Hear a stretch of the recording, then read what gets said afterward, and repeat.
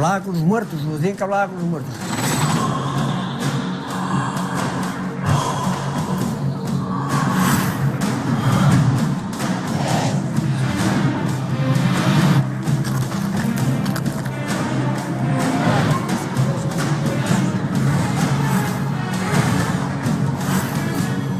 Decían que aquel neno que salía con poderes para adiviar igual que a bruxa.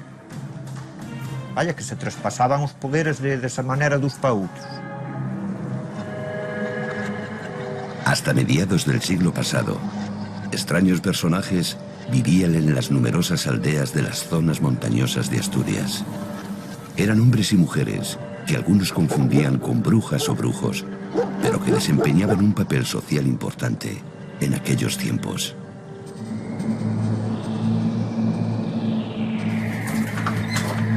Eran capaces de adivinar la muerte de algún vecino, de hablar con los difuntos y de pedir por sus almas responsos, misas, banquetes y otras exequias destinadas a darles descanso eterno en el más allá. Generosa, de esas con 100 faldas, esas cosas que llamaban viejas, con faltriquera, de esas cosas no nos acordáis vosotros. Traían a faltriquera y todo. Esas son mullerinas de esas que había de antes, de qué sé yo, ella pesaba menos que un grillo.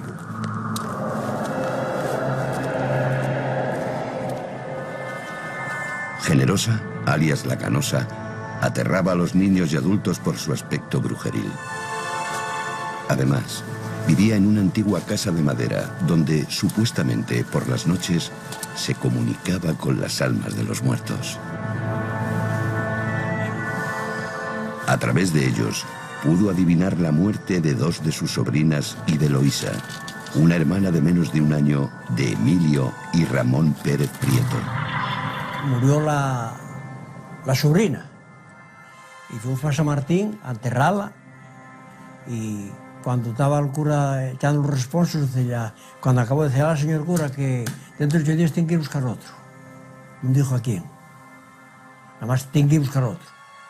Y a los 8 días la hermana, de la que estaba en la caja para enterrar.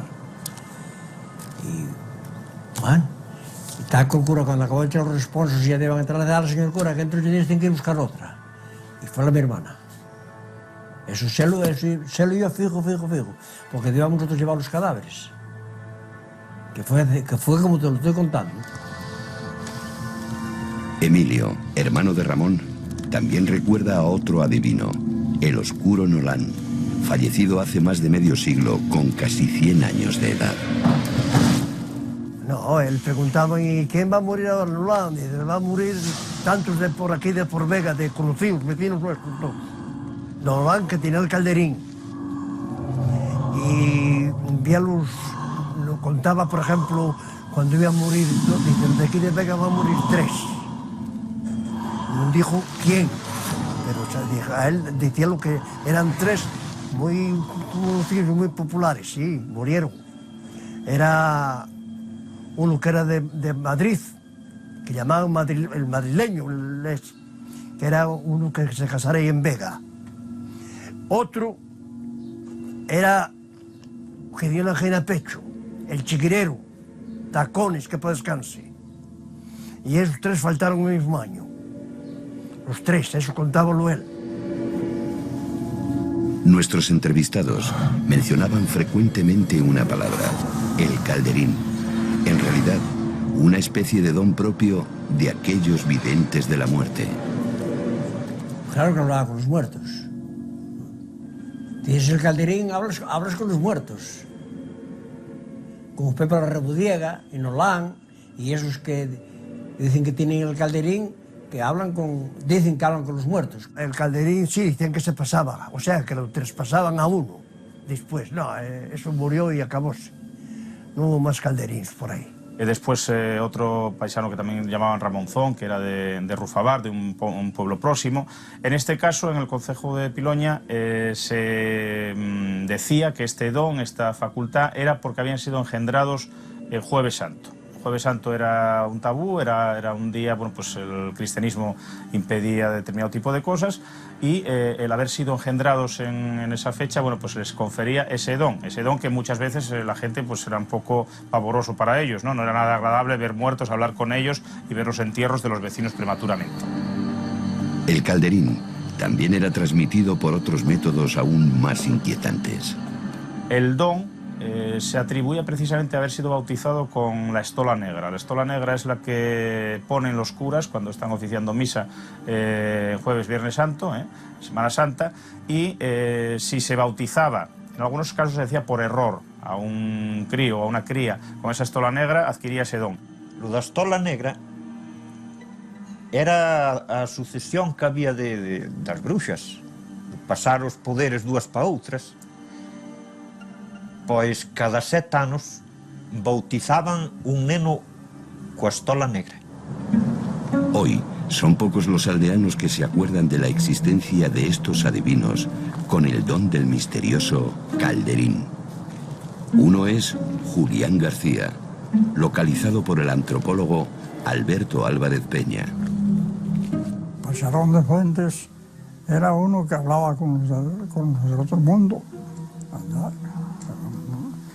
Y cuando iba acompañado, pues él quedaba así, para atrás, hablando solo, como si estuviera hablando con los muertos. Era un señor que llamaban el Pájaro de Fuentes. Entonces este señor se dedicaba a hacer las veces del sacerdote de la parroquia, porque según decían los que iban a hablar con él y los que creían en eso, pues decían las misas más baratas. Entonces él cobraba 2 pesetas y el cura 3. Él pronosticaba si había que hacer banquetes funerarios o no, sobre todo principalmente al cabo del año. Al cabo del año, pues ese difunto, si no había recibido pues las convenientes exequias, si no se había hecho ese banquete funerario y después rezado por él, etcétera, pues comenzaba a dar muestras de molestias. Estas molestias podían traducirse, pues primero a lo mejor pues golpes raros en la casa, podía abortar una vaca, podía morir una vaca, enfermedades un poco sospechosas, podía incluso morir gente de la familia. Una manta y aislamiento era la forma del Pasarón de Fuente de contactar con el mundo de los difuntos. Él tapábase con una manta y decía que hablaba con el más allá, con los muertos. Y era cuando venían después la gran comilona, o sea, mataban una res o una comida y la celebraban en el bar. Después tenían una paisana que preguntaba por las ánimas que tenían en la familia y rezaban un rosario y unos Padres Nuestros por cada ánima que necesitaba. La última adivina de la muerte y de las necesidades de las almas errantes fue Amparo, llamada la Bruja de Brañavara. Falleció en 1992 y Abel Jardón guarda en su memoria una imagen imborrable de aquella mujer. Tú chegabas ali, tinha un banco como este, sentabas ali e empezaba a mirarche para os ollos e a mirarte así de maneira extraña que non pistañaba. E non che apartaba a vista nin un minuto. Desde que entrabas a que salía estaba mirándote fijamente, parecía que te penetraba coa mirada. Amparo era capaz de adivinar cuáles eran las promesas fúnebres que las familias habían dedicado a los muertos y que no se habían cumplido. Moría a persona e quedaba aquelo pendiente, a ofrenda que había. E despois, cando morría esa persona, a bruxa de Brañavara, Amparo, que moriu a braus 10 anos, mandaba ou ben, será por aquí conocíamonos todos, mandaba a carta, ou senón iba ela hasta a casa e dicía oye, está por aí fulano que hai un mes que moriu e está por aí e tedes que dar, dicíache todo o que había ofrecido e efectivamente coincidía con a realidade. Ten unha romería ofrecida a tal sitio e dicían despois na casa, pois é verdad que la temos ofrecida e non fomos. Dice, pois tedes que fela porque senón ides a ter desgracias na casa. Hoy, los difuntos no son velados en sus casas. Los adivinos de las aldeas asturianas han desaparecido para siempre. Ahora, no hay quien mire por las almas de aquellos que lo necesitan, y nuestro mundo se ha empobrecido un poco más sin los rituales de aquellos oscuros nigromantes.